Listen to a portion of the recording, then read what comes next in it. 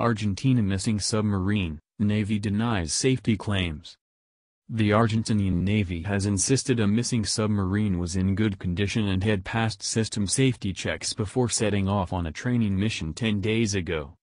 Some relatives of the 44 missing crew members had suggested the 34-year-old vessel was in a bad state of repair. The Air San Juan last made contact with naval authorities on 15 November. Hopes of finding survivors are fading among relatives fade despite international search efforts. "We are at a stage of hope and hopelessness at the same time," Navy spokesman Enrique Balbi said. "We have to be guided by firm evidence. We are focused on detecting the submarine." Mr. Balbi told a news conference that the submarine had its whole operating system checked 2 days before setting sail. "The submarine doesn't sail if that's not done.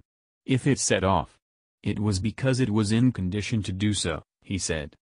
Relatives gathered at the submarine's naval base on Saturday to take part in a religious ceremony and were joined by hundreds of supporters. Some have reportedly begun mourning their loved ones, fearing it is too late for them to be found alive. On Friday the country's president said an inquiry would be launched to find out the truth after a week of uncertainty and speculation. The submarine was returning from a routine mission to Ushuaia, near the southernmost tip of South America, when it reported an electrical breakdown. A naval commander said the submarine had surfaced and reported the breakdown, described as a short circuit in its batteries. The Navy said it then made further contact to say the problem had been fixed and the submarine would proceed toward its port. The U.S. also reported a hydroacoustic anomaly hours after the submarine went missing, close to its last known location.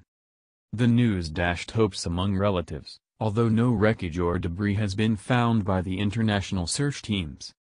On Saturday a military spokesman said the submarine was not carrying torpedoes on board, dismissing a theory there had been an accident with explosives it was carrying.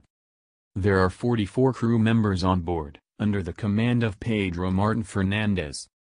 43 of the crew are men, but there is also one woman, Eliana Maria Kravchik. The 35-year-old is the first female officer in Argentina to serve on a submarine. Reports suggest one crew member escaped the tragedy because he was off the vessel visiting his sick mother, and had been replaced by someone else. On Saturday relatives held a religious vigil service outside of the Mar del Plata naval base where the submarine was based. They have expressed frustration with authorities, who they say have been slow at sharing information about search efforts.